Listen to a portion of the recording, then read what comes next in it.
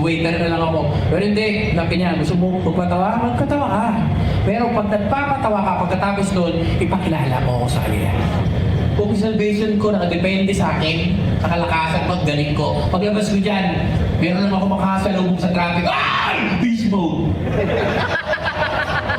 Pero hindi.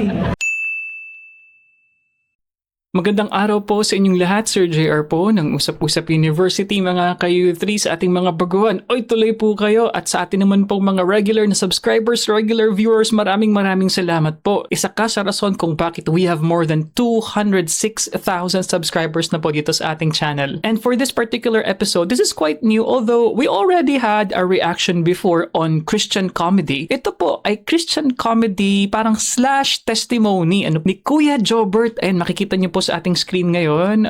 There you go. So si Kuya Jobert po ay dating naging talent ng ABS-CBN, isang komedyante, nasa Banana Sunday comedy show, mga sexy shows. Ayan, kasi nga kuwela siya magpatawa, no? Meron pang very popular siya na clip dati, yung kay Andrea Torres and si John Lloyd Cruz. Ay, nakalimutan ko na po yung show na yon. Pero very popular po yun si Kuya Jobert, isa po sa mga OG, ayan, mga original na content creator na nakapagtawid, no, sa mainstream, mga ka-U3. But what we know is naging Kristiyano po siya, ano po. This should be funny, kaya I'm excited. At sana ay tumawa tayo. Sa aking pang background, well, I'm just a religious video reactor. Yan lang po yung relevant na masabi ko ngayon. Naging journalist din po ako sa mga major na news agencies po natin. Mahilig po akong magsulat at syempre part na po dyan ng comedy writing, no? So I'm very excited. Let us watch this video together. Sabayan niyo po ako. Let's go. Thank you! Thank you! Thank you! Thank you! Kamusta kayo lahat? Nakakadalit yung pamilya sa dito. Diba? Andito naman natutuwa ako kasi ito yung first stand-up show ng mga Kristiyano. Sabi ko Nice. bakit hindi ba pwedeng nagiging nakakatawa yung mga Kristiyano? Nandun lang tayo lagi sa gilid. Pinanonood natin yung mga nakakatawang hindi naman masyado nakakatawa. Naintindihan niyo ba yun? So guys, kilala niyo ba ako? Talaga, ano ba yung mga show na napapanood niyo sa akin? Umpisa na natin to. FPJs, ang probinsyano. Guys, isa ka sa mga pulis doon na hindi na mamatay-matay. Itong taong kami pinatay doon. 6 years na bala. About tatlong taon lang ako doon. Binaril ako ng Armalite. Bukas kumakain ako ng sinangag. Binaril ako ng general dito. Kaaway namin ako si Bianca, binaril ako. Anong pero ko na kaya Brino? Bang! Bang! Binaril ako ng Armalite. Ganyan kalapit. Ganito kalapit. Armalite. M16, ang laki ng bala nun. Bukas, kasama ko si Cardio Darisay, kumakain ng sinangag. Tsaka kape. Kumasaw-sopa ako sa suka. Tapos ginagamot kami ng pisang kong veterinaryo. Winaril ka, yung mga doktor dito. Nurse, winaril ka, ang gamot sa'yo, betadine, Mertile, tsaka gunting na may karawang. Nabubuhay naman kami. Isa nagbabarilan kami ron. Nakita niyo, binabaril kami ron. Kanto, tama ako. Ikatabi ka muna namin dyan. Babalikan ka namin. 3 araw kami nagbabarilan. Pag binalikan, buhay pa. Nagtuwa naman yung mga tao. Di ba? Kanto na Lisay. Sinaksak ni Bungo. Ano yun? Why? Ando sa gilid si Bungo, sinaksak ni Cha! Cha! Cha! Cha! Cha! Cha! Cha! Pito, bangsak, patay na eh. Binaril pa ng 2 beses sa tiyan. Bang! Bang! Wala na talaga eh. Si Gary B nakialam. Sana o ba? Nabuhay na kaya tuloy.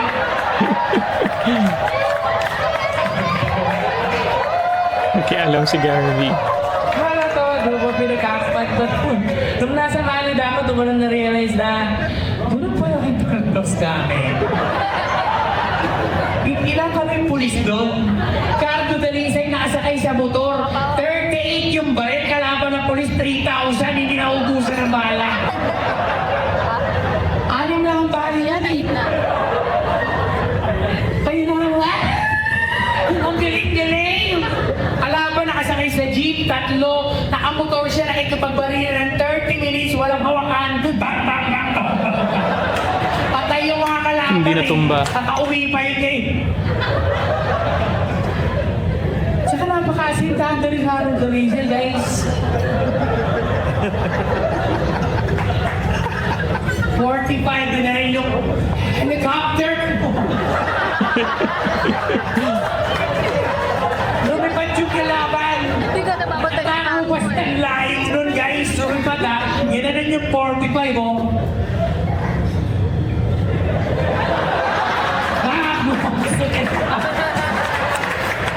Para ka palipaniwala, ito dalawang beses. Isa lang eh. 45. Ang layo nun. Kaya natatama kayo. Nanonood din kayo nun, di ba? Hindi Iiyak pa mamatay-matay. kayo, 1 year pa lang. Nagulit Actually, si no. Garden. Matay na ba siya? Well, hindi pa. Sabi si Garden. Hindi na mamamatay-matay 2 ni years ako sa Carlo eh. Canada, guys. Hindi ko sa Canada, nanibago yung buhay ko. Sobrang alien ako ron. Init. Pagdating ko ron, imagine, naalala nyo, tumalon ako sa Sogo. Tatalon pala sa Sogo. Kasi kung tumalon ako, wala na ako rito. Guys, tatalon ako. Ang tagal ko ron. 3 oras ako doon. Walang pumunta. Nakumpara ko lang nung nasa Canada na ako eh. Kasi pag nasa Canada ka, subukan mo umakyat doon, ang dami pumunta ambulansya, mobile, mga siguro mga 50, may helicopter pa umiikot, may bumbero. Sa akin, 3 hours ako doon, may pumuntang bumbero eh. May bumaba, bumbero, nakasando pa eh. Bakit?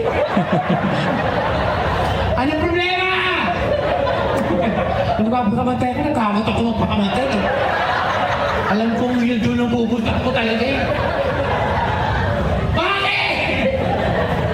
Okay, before we continue here, you know what is interesting there is that is actually a very dark moment sa buhay ni Kuya Jobert. And I remember this was on the news na yun nga parang, I think he was depressed, you know, or something like that. And yun nga, nasa taas siya ng building and then he wanted to jump, of course, no? Pero makikita natin dito sa sitwasyon na ito. So, well, matagal din naman na nangyari na yun. Pero kahit na, no, it's a dark moment. Pero nagawa na lang po ni Kuya Jobert na pagtawanan yung dark moment na yun. No, very interesting. And it really shows to us how a changed heart, a changed mind, a changed life works. Ano po, na siguro ang isang tao ay nagkaroon ng Kristo sa kanyang buhay, nagkaroon ng reliyon, nagkaroon ng mas valuable na relationship sa kanyang Diyos, ay nababago talaga ang kanilang buhay at pagtingin, no, sa mga kanilang nakaraan especially. So sinabi dito ni Kuya Jobert kanina, if sino sa inyo ang nanonood, sadly hindi po ako nanonood nitong ang probinsyano, di ba? And parang ngayon yata Batang Quiapo na I don't really know if it's a sequel ba, continuation ba yung Batang Quiapo. But yun nga, yung series na ito, directed by Coco Martin, is really popular and it took a very long time bago magtapos yung series na yan, mga kayuthi. So yun yung parang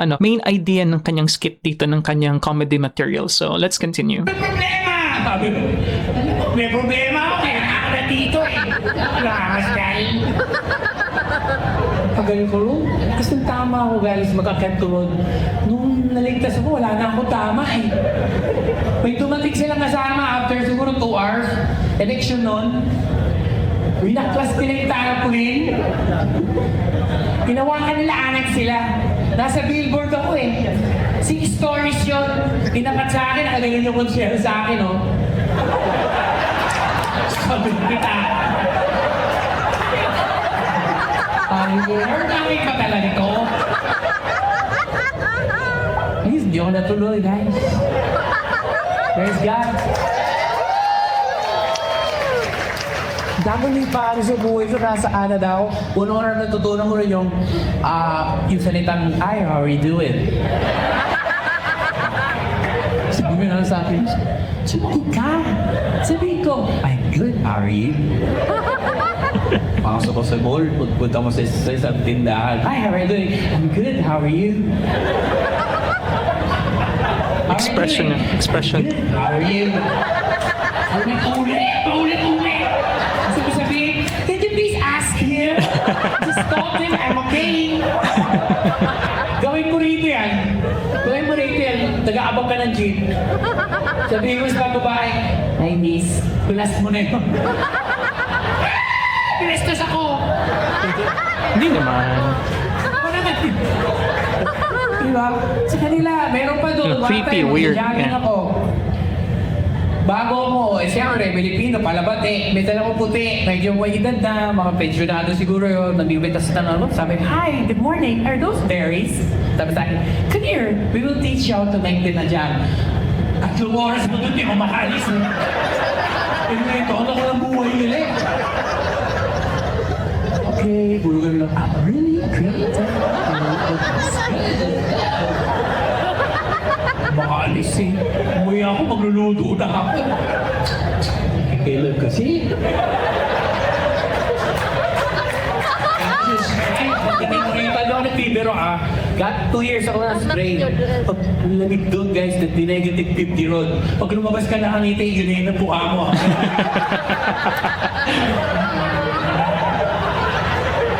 Sobrang lamig. Pumotox ka ba? Hindi. Negative 50, negative 50. Botox. Grabe, lamig. Ang gabi ko suot. Pagdating ko ron, nabuto ko yung winter. May jogging pants ako. 2. Naka-wet pants ako. Yung Levi's ko, 2. Isang 501, isang 505, magkabato. Tapos, one time, parang ngayon ko binawal. Nag-fishing ako. Segment tayo. Mahilig ba kayo mag-fishing? Fishing. Nanonood kayo sa YouTube ng fishing. Guys, bago ako pumunta sa Canada, hinanda ko na yung sarili ko. Sabi ko, ang sarap. Ang sarap mag-fishing. Kasi doon, pag may binabalo sila, nakakahuli sila, di ba? Isda, gawa ganun-ganun. Pagdating ko, hindi naman pala totoo. 3 oras na ako ron. Wala akong kahuli. Lahat ng bait, ginamit ko na. Live bait, fake na bait. Yung ulam nga namin sinisig, ginaganong-ganong ano sa isda. Masakali, wala. Wala ko nahuli. Meron doon puti. Basta una pa sa akin, nakahuli. Pagkahuli, sabi sa isda, oh. See you later, buddy. Tinapon. Binalik. Walang mo. Binabalik nila. Hindi mo lang pumunta rito para maghalikan sa isda eh. Nakainin mo yan. Yeah. Hinaya po. Buwate kasi pag nahuli ka raw, pag di mo sinuwan, bro, huli ka, magpa-fight ka, 150. Maliit. Dito lang ako ng Tapon plastic. ulit. Pag babae, crabs, tapon ulit. Yung sa ilayat ng days ng trend, ilaanan nyo naman nagja-jogging. Nakahuli ko maliit, nilagay ko sa plastic. Pinabi ko siya tubukan. With the one, kidrogging. Hi, did you catch anything? Sabi ko, no. Smith na bakit? Bago na gano'n pa kasi gawa akong telepono, madaya ringtone. Babalik. May sukat siya eh. Sarap, no? Pag saranad lang. Sarap makarimig ng tawa na galing sa puso.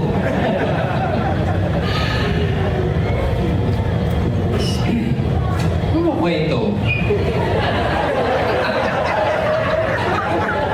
Sino ba yung mga bata ba rito? Yung mga bata? Ayun o. Oh, hindi naman natatawa sa akin. Naglalaro pala. Kala ko naiintindihan ako. Talino, naiintindihan ako. Naglalaro pala. Sabi ko yung mga bata sa Canada, hindi ko pwedeng tugutin yan. Di ba? Paganitan mo lang yan. Come here! Come here! Di pwede Ako ang saktan, telepono. no? Of Nakapisod ka sa 9. Yes? 911. Forget it. Dito? Di mo sino pinalaki sa palo rito? Discipline. Ang sa kamay. Oo, alam ko ulit pero ako, libangan ng nanay ko yun eh. Magsain na ako. Nabiyaban na ako. Wala na akong gagawin. Jobber! Yama! Ay, screw talaga. Lagi akong pinapalo na nanay. May loko bakit? Tapos pag minsan bugbog ako, kung ano yun na pinapalo sa akin, tinadyanan na ako ng bakya sa bibig ko. Ito ko yun, bugbog yung bibig ko. Tapos mamaya maalala niya, makakalungay ka ng hangin. Tapos pag tingin ka na, tika dito. Alam mo kung ba't kinagin niya? Mahal na mahal ka namin ng papa mo. Bakit masakit? Kapag ka man, nagtutugo yung gabi. Ah, Mahal ba? Paliwanag mo ka nga. Mas kakal ka namin. Doon ka na, doon ka na, doon ka na.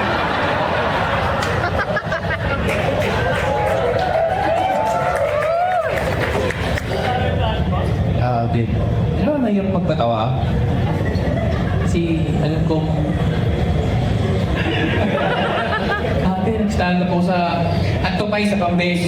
First time ko nag-stand up, biyaya ko ni OG Diaz. Puro toto. Wala akong material. Siyempre, insensitive ka dahil ang yabang mo. Diba? Porket na sushow ka ng banana split. At Monday to Sunday, nasa TV ako, dalawa na ata kami nilun sumansano ron eh. Nahaya ako, sabi ko gano'n, pagdating ko sa venue, hindi ko alam kung ano yung mga audience. Breast cancer patients pala sila. Anong joke? Anong joke sasabihin ko? So nagmayabang ako, "Ay guys, balita ako, may cancer to kay si Dede!" Wala akong narinig na ganyan. Nakaganon na sila lahat sa akin, oh. Hindi na nasundan yun, 8 years po akong nag-ano, high-burning. Iiyak ako, Lord, ano ba sa lahat? Tubig mo tayo. Hindi madali magpatawa. Ngayon, na-realize ko, guys, na bilang isang komedyante, hindi lang yung pagpapatawa eh. Di ba? Kaya naman natin maging masaya na ganito, di ba? Bakit kailangan natin, di ba? Bakit kailangan natin magmukmok bilang mga anak ng Diyos? Ang talento ng pagpapasaya, ang galing ng Diyos. Di ba? Kailangan lang natin itama. Amen. Tsaka huwag kang magsasalita ng gano'n lalo na pag may cancer patients. Kaya nakaskano na ako ngayon eh.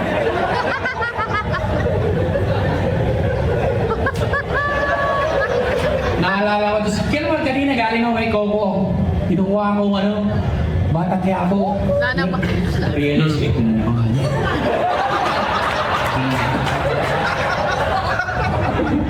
Again.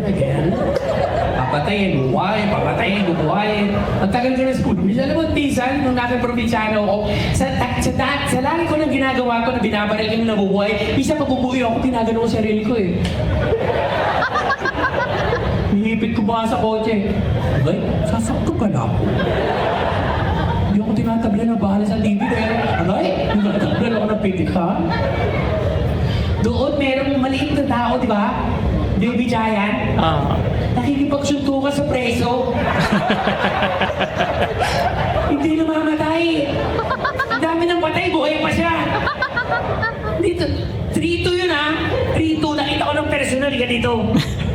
You know, very interesting that he used yung sabi niya lang na maliit. Wala siyang sinabing words na maybe may sound offensive. So, hindi niya ginamit yung word na unano, no, which is a kind of derogatory term, or midget sa English. No? So, sa ngayon po kasi ang brand ng comedy ngayon is very particular with PC, political correctness. So, ibig sabihin, for the good or for the bad, we don't use some words na maaaring maging offensive or derogatory nga sa mga taong may mga special or different na mga needs, no, or abilities. So, nakita ko agad dito yung pagiging aware ni Kuya Jobert sa paggamit ng non-offensive words, which would be totally different if nasa 1990s tayo, no? The way we portrayed yung mga may bingot, mga pandak, mga bulag, at iba pang mga physical na disability.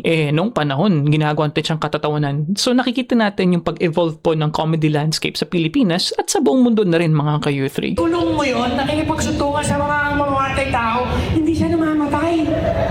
Feeling ko pag nilagyan mo ng 3 langgam yung brief mo, patay yun eh. Sa palabas yun ah. Just mental kayo. Super dito, mga magkaka-allergy yun eh.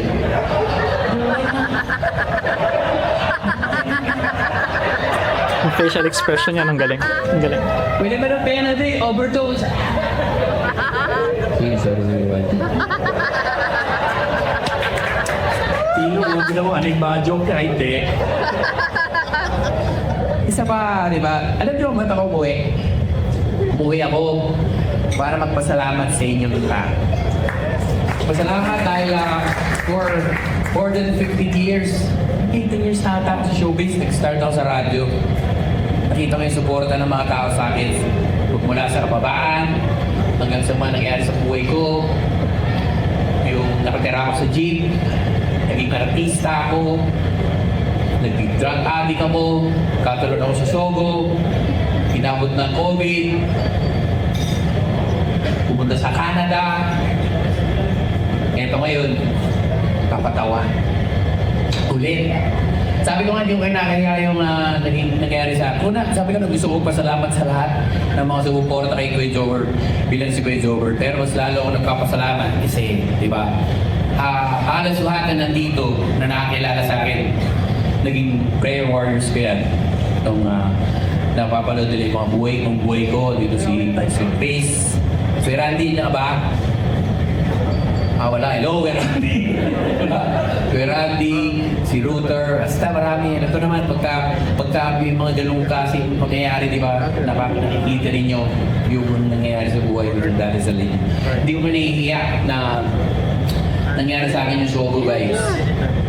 Kasi yun yung paraan ng Panginoon for paano niya naiayos din yung buhay ko. Sabi mo nga, pagdating ko sa Canada, Lord, ano gagawin ko rin sa Canada? Hindi na ako artista. Nung COVID. Kasi ang dami kong show, di ba? Probinsyano, nagbanana pa ulit kami. Hindi na wala yung pagdepende ko sa ABS-CBN kasi yun yung sangdalan ko. Pag hindi ng ABS, sikat si Kuya Jobert. Hanggang may show si Kuya Jobert, buhay si Kuya Jobert. Nagka-COVID. Wala lahat. Binaron na Bartolina ako sa Canada ngayon. Asang ka na yun. Na-depress ako dun. Wala lahat ngayon. Asang ka na. Alone eh, alone. Sa Diyos, sa Bullard. Paano na ako? Hindi ako magpapatawa. Nag-inom ako doon. Halos maghiwalay na kami ng asawa ko. One day, makita ko siya. Nagigising ako baga. Akala ko pinagpalit na nga ako eh. Kausap eh. Sabi ba, bakit ano ka online? Nag-Bible study pala. Siya yung ginawa ni Lord. So na-realize ko, sabi ko, Lord, ayoko na mag-artista. So kung buhay ko sa'yo na ako. Doon na-start ulit doon. Sinuko ko sa kanya, hindi naman niya inalis eh, di ba? Kita niyo ngayon sa Canada, buong taon nagsushow ko doon. Pero every time sabi niya, Lord, gusto ko na lang magtrabaho sa A&W, mag-waiter na lang ako. Pero hindi, sabi niya, gusto mo magpatawa? Magkatawa ka. Pero pag nagpapatawa ka, pagkatapos doon, ipakilala mo ako sa kanila. Amen! Every time nagsushow ko guys, nag-start naman, siguro sa Canada, ang crowd ko 150, hanggang nag-prata ako kay Gigi Dilana, nagsushow ko ron 1,500, 1,000. Every time nagsushow ako doon, tatawa sila ng sabi ko, Lord, bigyan mo ako ng wisdom para patawanin sila. Pero pagkatapos doon, bigyan mo ako ng lakas para pakilala kita. Alam mo, pinapakilala sabi ko, nag-enjoy kayo? Guys, kilala niyo ako. Saan galing yung joy sa puso ko? Kung walang Diyos, walang Kuya Jobert na nasa iyo dito. Amen! Alam mo, mas pinapalakpakan nila yun. Sabi ko nga, ganun pala ako mga tao sa totoo. Di ba? Nakikita mo lang yung tawa nila. Nagbayad kayo sa akin, tumawa kayo, tinatawa ko kayo. Pero yung pasasalamat nila nung huli, hindi ron sa pinatawa pa kami, thank you, Kuya Jobert, thank you. Encourage naman. Thank you sa Lord. Di ba? Maraming salamat sa Lord na encourage kami. Marami. Pati yung kay Tony. Yung Tony Talks. Di ba? Hindi. Every time na natatapa ako, tinitingnan ko yan eh. Kung ano yung ginawa ng Diyos sa buhay ko. Sabi ko nga, hindi ako magaling. Sabi ko nga doon sa mga nag-message ko, Over, paano ko maging katulad mo? Sabi ko, huwag ako. Hindi ako. Di ba? Hanapin niyo si Kristo. Hindi ako. Wala naman akong galing. Sabi ko nga, alam mo, kung nakadepende sa akin, yung kaligtasan ko, mamaya lang, wala na to. Kung salvation ko, nakadepende sa akin, nakalakasan ko, galing ko. Paglabas ko dyan, meron naman ako makasalubong sa traffic. Ay! Beast mode! Pero hindi. Ano ko, pasalamat tayo dyan, kumapit si Lord sa atin. Kahit na minsan binibitawan natin siya, nainisang tabi natin siya, hindi tayo binibitawan ng Diyos. Amen. Ako, proud ako na nakarating ako sa Amerika, na nag-show ako doon. Sa buong Amerika, nag-show ako.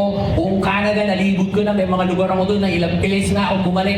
But every time na nagtatapos ako doon, nagte-testimony ako. Sinasabi ko, kung walang Diyos, wala kayong makikita ganitong klaseng tawa. Amen! Pinagmamalaki ko ako ng Diyos. Ano may tatanong mo sa Sogo? Yun yung palagi nagre-remind sa akin, Lord, thank you. Thank you. Maraming salamat. Kasi naman, patay na ako eh. Wala na Kuya Jobert. Baka binabarbecue na ako ngayon doon. Hindi kayang gamutin ng betadine, guys. Kahit ilang betadine. Once you die, that's it. Huwag natin sayangin yung mga buhay natin. Ang dami natin ito. Ilan tayo Kristiyano dito? Ang dami natin. Ang saya namin dito. Lumabas ka dyan. Pagbaba ko dyan. Yung mga nakakasalubong natin dyan. Yung mga nakakasama ko sa YouTube. Yung mga influencer na yun.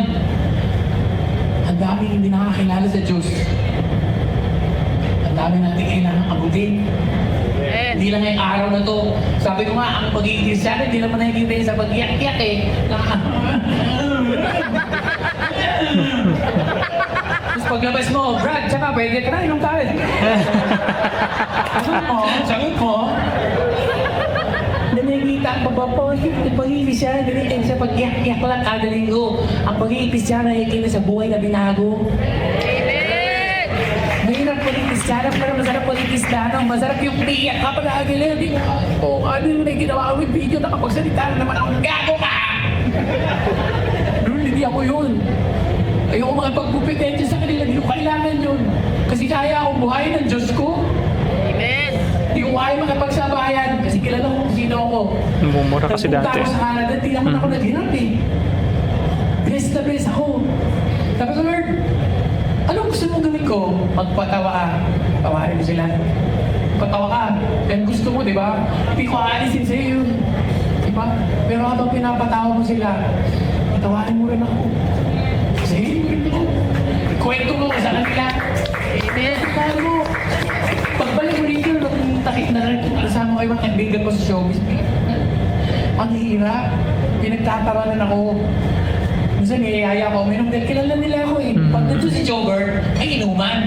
So nakikita natin no, yung I think this could be a better na routine. I think meron na siguro si Kuya Jobert no kasi nga ito po ay first time natin mapanood yung full na stand-up no sa isang Christian stand-up comedy show nga ni Kuya Jobert. But I think a good material would be his life before becoming a Christian and then ngayon na Christian siya. I think mas maganda yung ganun no parang pag-juxtapose ng ganung comedy writing style. Pero on a serious note, nakikita din natin yung effort dito ni Kuya Jobert na mag-introduce ng gospel, mag-introduce ng life testimony niya kung paano nga siya nabago ng Diyos and the struggles of course ng pagiging isang Kristiyano dahil naalala ko personally meron akong kakilala very close sa aming family na dati siyang nagdodroga, walang direksyon ang buhay pero hindi siya masamang tao naman po nagbibisyo. And I remember when he became a Christian, actually ngayon naging pastor nga pero nung panahon na yon nung kumbaga nagta-transition na siya na nagiging Kristiyano na siya at nakita niya yung kanyang mga dating kainuman, I remember because maybe yung kanyang mga friends cannot believe yung pagbabago nga sa kanyang buhay, I remember binuhusan siya ng beer ng kanyang kaibigan, mga ka-youthi, mga kainuman kasi hindi na siya umiinom at nagbagong buhay na nga po. Pero doon natin makikita yung struggles ng mga tao na nagmula sa mga barkada, sa mga dati nilang buhay, talagang challenging kapag sila ay naging Kristiyano na kapag sila ay nag-turn away na sa kanilang mga bisyo na ginagawa dati bago sila naging Kristiyano. Pag nandun si Jobert, masaya. Pag hindi na ako umiinom, anong pinagsasabi mo? Hiyahan na ako sa Diyos.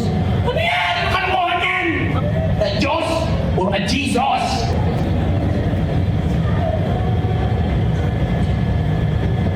Kasi na ako. Amen. Di ba lang minsan naiiwan ka? Di ba lang iiyak ka minsan mag-isa? Minsan, di ba lang talak ka, nawawa ka?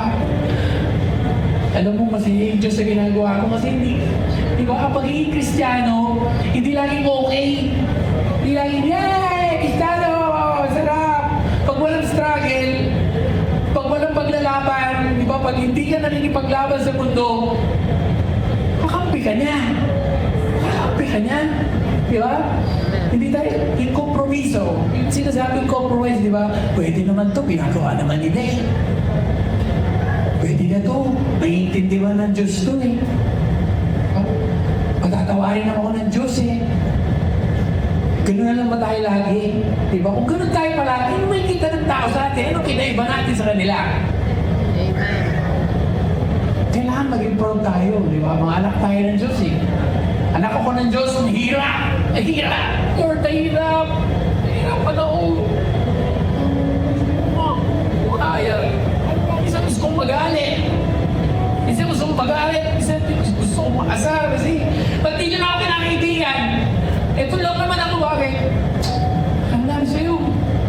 mga Diyos. Alam araw, alam mo, hindi ako naggalit. Naawa ako sa kanila.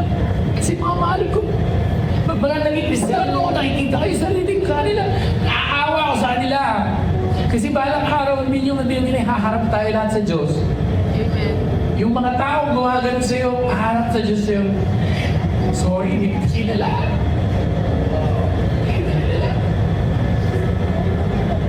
Naawa ako. Kasi gusto ko halos lahat. Tinalo ng Diyos. Di ba? Liga na, Bert, pasok na. Liga, salamat ha. Itong mga araw na hindi ko sinakatay mo. Ay, kaya, apa pa na? Gusto ko lahat ng tao. Pakilala nila yung Diyos. Naiiyak ako kasi sino ba ako? Actor lang ako sa jeep dati. Hindi nga ako iniimbita ng mga kaibigan ko at mga kamag-anak ko pa kahit kumain ng pansit. Pansit talaga. Papakibukas pa. Pero may nakikinig sa akin ng mga tao. Bakit ako nilagay ng Diyos dito? Para pakinggan niyo yung mga patawa ko? Part yun. Salamat. At napatawa ko kayo. Pero mas gusto ko uuwi kayo dito, meron kayo napulot. Pero kayo, meron nahipo sa puso nyo na mahal kayo ng Diyos at hindi niya kayo nakakalimutan. Amen. Philippians 1:21, to live is Christ and to die is gain. Hirap.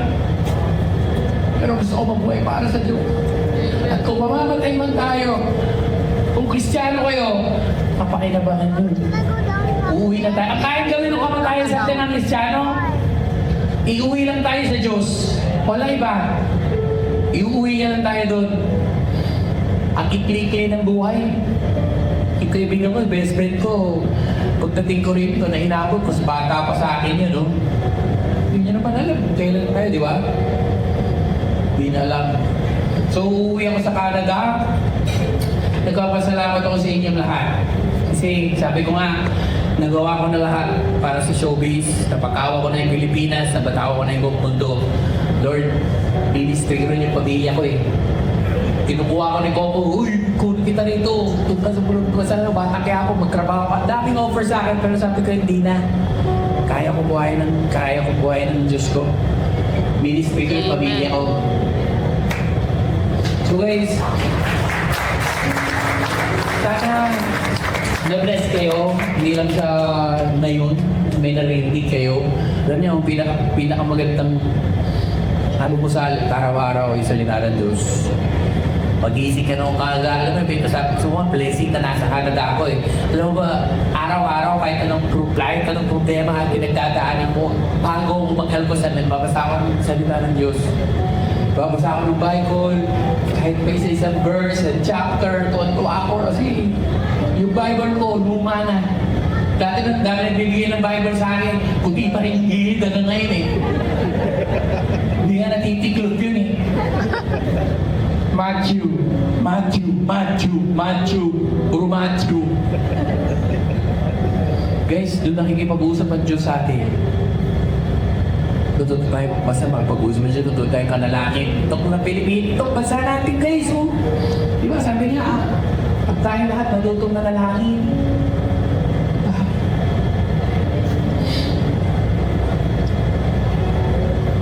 Salamat Sabi ko nga, nung tumira ako sa jeep, ano ba kung tumira ako sa jeep, may ginawa akong kanta?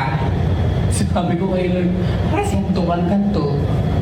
Pinakain ako ng lamok doon, guys. 2 taon ako sa jeep. Nakita ko ng lamok na buffet eh.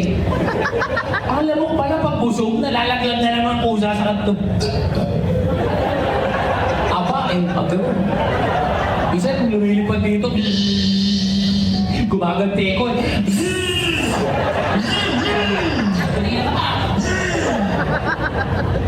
Mukha ako nagkakaroon habang nandun ako sa jeep. Tapos sa mga kanta, bakit itong kanta? No, na-realize ko yung kantang yan sa jeep ko ginawa. Nagamit ko ngayon yun sa ministry. Yung kantang to, gamitin mo ako. Yun yung binigay ng Diyos sa akin. Nagagamit ko ngayon, dito pala yun. Pwede gusto i-share sa inyo lahat. Okay, mga ka-U3. So, well, medyo bitin yun na. Siguro, medyo limited lang yung time, no, ni Brother Jobert na magsalita sa kanyang comedy bit. Pero honestly, may mga parts na I felt na hindi na siya ganun ka-funny, especially dun sa last part because I think he really dedicated that part, no, sa pag-share, no, ng kanyang testimony. Pero yun nga, kasi this is a Christian congregation, yun po siguro yung main po na point na while they would make the people laugh, kinakailangan pa rin i-introduce yung gospel, i-introduce yung life testimony nila, mga ka-U3.